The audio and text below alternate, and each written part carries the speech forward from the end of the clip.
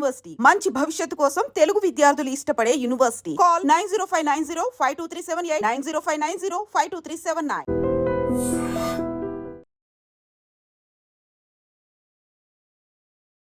అందరికీ నమస్కారం. Welcome back to iDream media. మన ఆయుర్వేదం ప్రోగ్రామ్కి అందరికీ స్వాగతం. ఈ మధ్య కాలంలో మనం చూస్తున్నాము గుండె జబ్బులు ఎక్కువగా పెరిగిపోతున్నాయి. నిన్న మొన్న చక్కగా మనతో మాట్లాడి వెళ్ళిన వాళ్ళే సడన్గా స్ట్రోక్ వచ్చిందని, స్టంట్స్ వేయాలని చెప్తూ ఉంటారు. అయితే ఒక రకంగా చూసుకుంటే మన ఇండియాలోనే గుండె జబ్బులు ఎక్కువగా వస్తున్నాయి, గుండె జబ్బుల బారిన ఎక్కువగా పడుతున్నారని చెప్పి కూడా రిపోర్ట్స్ చెప్తున్నాయి.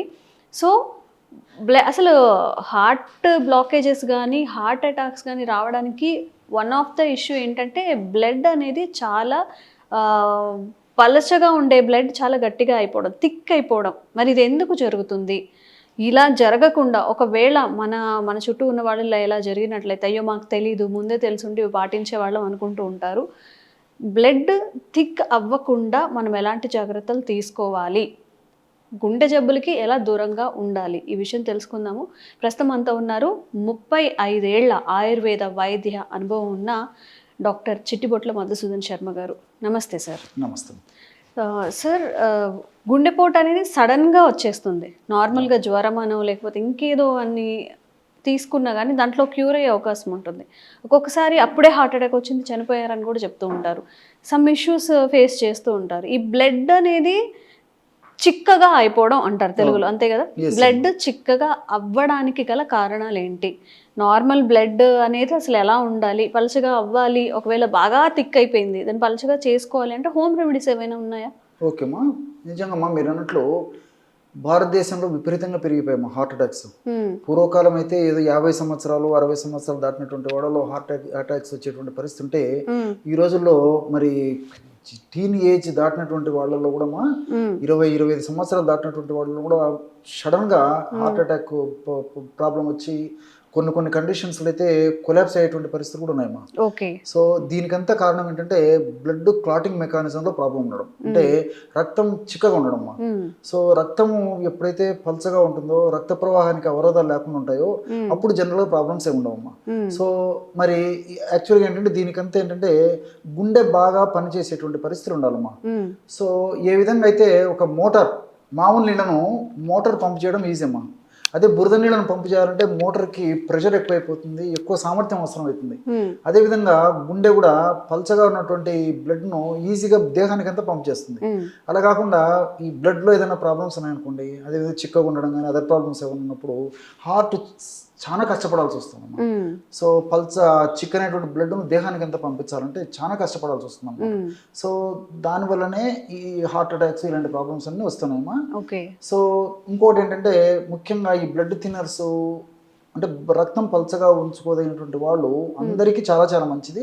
వాళ్ళు కూడా ముఖ్యంగా ఏంటంటే ఈ గుండె జబ్బు రిస్క్ ఉన్నటువంటి వాళ్ళు, ఓవర్ వెయిట్ ఉన్నటువంటి వాళ్ళు, అదేవిధంగా హెరిడిటరీ ఏమో అంటే బరువు ఎక్కువ ఉన్నటువంటి వాళ్ళు, అదే అనువంశికంగా గుండె జబ్బుల చరిత్ర ఉంటుంది వాళ్ళు కానీ, అదేవిధంగా చెడు కొలెస్ట్రాల్ విపరీతంగా ఉన్నటువంటి వాళ్ళు కానీ, అదేవిధంగా లైపిడ్ ప్రొఫైల్ అంటారమ్మా, ఈ కొవ్వుకు సంబంధించిన పరీక్షలు. సో ఇందులో కూడా మంచి కొలెస్ట్రాల్ తక్కువ ఉండి చెడు కొలెస్ట్రాల్ ఎక్కువ ఉండేటువంటి పరిస్థితి ఉన్నటువంటి వాళ్ళు కానీ వీళ్ళందరూ కూడా మరి క్షేమదాయకమైనటువంటి పద్ధతిలో ఆహార పదార్థాల ద్వారానే వీలైనంత వరకు బ్లడ్ను పలచగా ఉంచుకోవడం చాలా చాలా మంచిదమ్మా. Okay sir. నిజంగా దానివల్లే గుండె సమస్యలు వస్తున్నాయి అంటే మనం ఆహారంలో ఎలాంటి మార్పులు చేసుకోవచ్చు?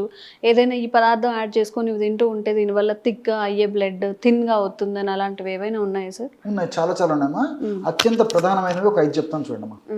అత్యంత ప్రధానం నిత్య జీవితంలో, దైనందిన జీవితంలో మనం ఆహారంలో తరచుగా ఇప్పుడు మనం చెప్పుకోబోయేటువంటి ఆహార పదార్థాలు తీసుకోవడం వల్ల గుండె జబ్బుల బారి నుంచి రక్షింపబడవచ్చు.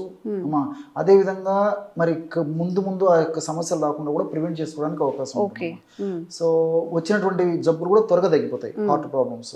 దీనికి ఏంటంటే అల్లం, తర్వాత రెండోది వచ్చేసి పసుపు, మూడోది వచ్చేసి దాల్చిన చెక్క, నాలుగోది వచ్చేసి వెల్లుల్లి, ఐదోది వచ్చేసి కొన్ని రకాలైనటువంటి ఈ డ్రై నట్స్, నూనె ఉన్నటువంటి విత్తనాలు, ఓకే. అది కూడా నేను చెప్తానమ్మా. సో ఈ 5 పదార్థాలు తరచుగా వాడుకోవడం వల్ల పంపింగ్ మెకానిజం అది బాగుంటుంది, బ్లడ్ పల్చగా ఉంటుందమ్మా. సో దానివల్ల అయితే ఉంటుంది. సో శాస్త్రీయం కూడా నేను చెప్తాను చూడండి అమ్మా. సో అల్లంలో జింజరాల్స్, ఫీనాల్స్ అనేటువంటి రసాయన పదార్థాలు ఉంటాయి. ఓకే. సో ఈ జింజరాల్ అనేటువంటి రసాయన పదార్థం గుణం ఏంటంటే మన దేహంలో అంటే ముఖ్యంగా లివర్లో ఈ ప్లేట్లెట్స్ అనేటువంటి ఈ యొక్క సెల్స్ అంటే మనము థ్రాంబోసైట్స్ అంటారమ్మా దాన్ని. సో ఇవి ఎక్కువగా ఉత్పత్తి కాకుండా ఉండేందుకు ఈ థ్రాంబోక్సేజ్ అనేటువంటి ఎంజైమ్ అవసరం. ఓకే. సో లివర్లో ఆ ఎంజైమ్ ఎక్కువగా ఉత్పత్తి కాకుండా ఉండేందుకు ఈ జింజరాలు ఉపయోగపడుతుందమ్మా. ఎప్పుడైతే థ్రాంబోక్సేజ్ అనేటువంటి ఎంజైమ్ ఎక్కువగా ఉత్పత్తి అవుతుందో అప్పుడు సర్వసాధారణంగా ఈ ప్లేట్లెట్స్ లేదా ఈ థ్రాంబోసైట్స్ అని చెప్పేటువంటి రక్తం గడ్డగట్టేదానికి ఉపయోగపడేటువంటివన్నీ దగ్గర చేరుకుంటాయి అనమాట. సో థ్రాంబోక్సేజ్ ఎంజైమ్ ఉత్పత్తి తగ్గిపోతే న్యాచురల్ గా బ్లడ్ కూడా క్లాట్ కాకుండా ఉండేటువంటి పరిస్థితి ఏర్పడుతుంది.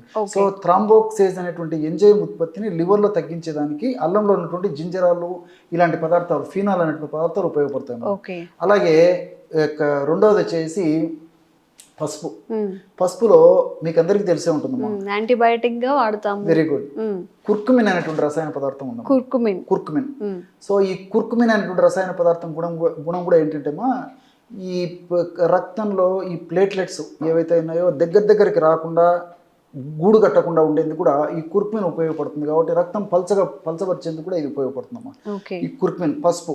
సో అందుకే మనకు సాంప్రదాయంలో కూడా ఆహార విధి విధానాల్లో, వంటకాల్లో, భారతీయ విధి విధానాల్లో మరి ఇవన్నీ కూడా దైనందిన జీవితంలో మన పెద్దవాళ్ళు అలవాటు చేయడం జరిగిందమ్మా. అదొకటి. రెండోది వచ్చేసి దాల్చిన చెక్కలో కౌమారిన్స్ అని చెప్పేసి ఉంటాయమ్మా.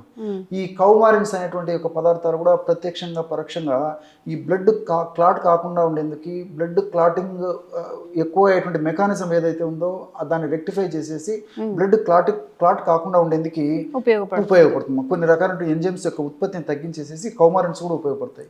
అట్లే ఈ అలిసిన్, వెల్లుల్లిలో అలిసిన్ అనేటువంటి రసాయన పదార్థం ఉంటుందమ్మా. సో ఈ వెల్లుల్లిలో ఉన్నటువంటి అలిసిన్ రసాయనిక పదార్థం ఇదేంటంటే లివర్ లో లిపిడ్ ప్రొడక్షన్ అంటారమ్మా. ఈ యొక్క కొవ్వు పదార్థాల ఉత్పత్తిని తగ్గిస్తుంది. అందరూ కూడా ముఖ్యంగా ఈ చెడు చేసేటువంటి ఎల్డిఎల్, విఎల్డిఎల్ అనేటువంటి కొలెస్ట్రాల్ను బాగా తగ్గించేస్తున్నాము, ఉత్పత్తిని. హెచ్డిఎల్ కొలెస్ట్రాల్ యొక్క ఉత్పత్తిని పెంచుతుంది అనమాట ఈ అలిసిన్. ఇదే చాలా ముఖ్యం. సో గుండె జబ్బులు వచ్చేదానికి కారణం కూడా ఏంటంటే LDL cholesterol, VLDL cholesterol, triglycerides ఇవి ఎక్కువ ఉన్నటువంటి వాళ్ళని గుండె జబ్బులు వస్తుంటాయమ్మా. సో వీటి యొక్క ప్రొడక్షన్ లివర్లో తగ్గించేందుకు ఇప్పుడు నేను చెప్పినట్టు వెల్లుల్లి ఉన్నటువంటి అలిసిన్ ఉపయోగపడుతుంది అనమాట. సో ఈ పద్ధతిలో కూడా మనకి వెల్లుల్లి ఉపయోగపడుతుంది. రెండోది ఏమంటే ఈ ట్రైగ్లిజరైడ్స్, ఎల్డిఎల్ ఏవైతే మన దేహంలో రక్తంలో ఎక్కువగానేమో ఉంటాయో అప్పుడు రక్తం కూడా బురదగా తయారవుతుందమ్మా. సో పల్చదనం పోతుంది అనమాట. సో ఎల్డిఎల్, ట్రైగ్లిజరైడ్స్ ఎక్కువ ఉత్పత్తి కాకుండా మనకి ఈ యొక్క నేను చెప్పినటువంటి అలిసిన్ ఉపయోగపడుతుంది కాబట్టి వెల్లుల్లి ఉన్నటువంటిది. సో రక్తం పల్చగా ఉండేందుకు ఉపయోగపడుతుంది.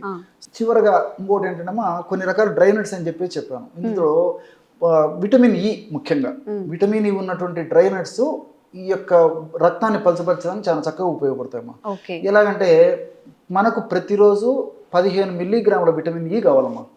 ఒక వ్యక్తికి ఒక రోజుకి 15 మిల్లీగ్రాముల విటమిన్ ఇ కావాలి. అప్పుడు రక్తం పలచగా ఉంటుంది, రక్త ప్రసరణ బాగా జరుగుతుంది, గుండె జబ్బులు, మెదడుకు సంబంధించిన జబ్బులు, రక్తనాళాలకు సంబంధించిన జబ్బులు రాకుండా ఉంటాయి. సో వీటిల్లో ఈ డ్రై నట్స్ లో పొద్దుతిరుగుడు విత్తనాలు లో ఎక్కువగా ఉంటుందమ్మా విటమిన్ ఇ. అదే విధంగా ఈ పిస్తా పప్పులు కూడా ఎక్కువ ఉంటుంది, అట్లే బాదం పప్పులు కూడా ఎక్కువ ఉంటుందమ్మా. ఉదాహరణకి ఈ పొద్దుతిరుగుడు విత్తనాల్లో 100 గ్రామ్స్ పొద్దుతిరుగుడు విత్తనాలలో 38 మిల్లీగ్రాములు ఈ యొక్క విటమిన్ ఇ ఉంటుందమ్మా. మనకు కావాల్సిన 15 మిల్లీగ్రాములే రోజుకి, అందులో 38 మిల్లీగ్రాములు ఉంటుంది 100 గ్రామ్స్ లో. అదే విధంగా ఈ పిస్తా పప్పులో 35 మిల్లీగ్రాములు ఉంటుంది, బాదం పప్పులో 28 మిల్లీగ్రాములు ఉంటుంది. సో పిస్తా పప్పు, బాదం పప్పు, పొద్దుతిరుగుడు పప్పు ఇలాంటివి తరచుగా వాడుకోవడం వల్ల కూడా ఈ రక్తనాళాలకు సంబంధించినటువంటి బ్లడ్ క్లాట్ అయ్యేటువంటి పద్ధతి లేకుండా ఉంటుంది. రెండోది ఈ విటమిన్ ఇ వాడుకోవడం వల్ల మరొక ప్రయోజనం ఏంటంటే లివర్లో 17 రకాలైనటువంటి ఈ యొక్క క్లాటింగ్ ఫ్యాక్టర్స్ ఉంటాయమ్మా, అవి బాగా ఖచ్చితంగా వాటి పని అవి చేసేటప్పుడే ఈ క్లాటింగ్ మెకానిజం దెబ్బతినకుండా రక్తం సజావుగా సాగిపోతుంటుంది. ఈ 17 రకాలైనటువంటి క్లాటింగ్ ఫ్యాక్టర్స్ని లివర్లో కరెక్ట్గా ఏవి ఏ పద్ధతిలో ఎంత ఉత్పత్తి ఎంత సమర్థవంతంగా ఎట్లా పనిచేయాలనో ఆ విధంగా పనిచేసేటట్టు ఈ విటమిన్ ఈ ఉపయోగపడుతుంది. సో మల్టిపుల్ బెనిఫిట్స్ ఉంటాయి కాబట్టి నేను చెప్పినట్టు ఏంటంటే తరచుగా ఆహార పదార్థాల్లో అల్లము, అదేవిధంగా పసుపు, దాల్చిన చెక్క, తర్వాత వెల్లుల్లి, తర్వాత ఈ విటమిన్ ఇలాంటివి తీసుకోవడం వల్ల నిండు నూరేళ్ళు ఆరోగ్యంగా ఆనందదాయకంగా సంతోషంగా బాగా జీవించవచ్చు అమ్మా. ఇలాంటి హార్ట్ ప్రాబ్లమ్స్, బ్రెయిన్ ప్రాబ్లమ్స్, రక్తనాళాల సమస్యలు రాకుండా. సార్ నిజంగా ఆయుర్వేదం అనేది మన ఇంట్లో దొరికే మన పోపుల డబ్బాలు దొరికే ఇంగ్రీడియంట్స్, ప్రకృతి పరంగా మనకి ఇచ్చే ఇంగ్రీడియంట్స్తోనే మన లైఫ్ని సెట్ చేసుకోవచ్చు. మన బాడీలో ప్రధానమైనది గుండె కనుక ఆ గుండె ఆరోగ్యాన్ని మెరుగుపరచుకోవడానికి చక్కగా సార్ ఏదైతే చెప్పారో అవన్నీ పాటిస్తూ ఉండండి. అంటే సప్లిమెంట్స్ తీసుకోవడం, ట్యాబ్లెట్స్ తీసుకోవడం అనేది అన్నిటికీ పరిష్కారం కాదు. వాటి వల్ల ఎక్కువ సైడ్ ఎఫెక్ట్స్ వచ్చే అవకాశం ఉంటుంది. కాబట్టి మన ఇంట్లో దొరికే చక్కగా సార్ క్లియర్గా చెప్పారు, వాటిని మీ ఫుడ్లో ఇంటేక్ చేసుకుంటూ ఉండండి. తెలియకుండానే మనం అల్లం వెల్లుల్లి వాడతాం, పసుపు వాడతాం కదా సార్. దాల్చిన చెక్క అంటే కొంచెం తక్కువగా వాడతాం కానీ బట్ వాడతాము. సో మన వాళ్ళు ముందుగానే మనకి ఏ డిసీజెస్ వచ్చినా కానీ అవన్నీ కూడా మనం ఫుడ్లో వేసేసుకొని చక్కగా తినేలాగానే ఫుడ్ని కూడా ప్రిపేర్ చేశారు. ఇది ట్రై చేయండి, మీకు రిజల్ట్ ఎలా ఉందో కామెంట్స్ రూపంలో తెలియచేయండి. మీరు ఇంకా ఎలాంటి వీడియోస్ మా నుంచి కోరుకుంటున్నారో కూడా కామెంట్ చేయండి, తప్పకుండా వీడియో చేసి ప్రయత్నం చేస్తాం. నమస్తే sir. Sir, one life lesson what medicine has taught you. Whatever you can do without expecting.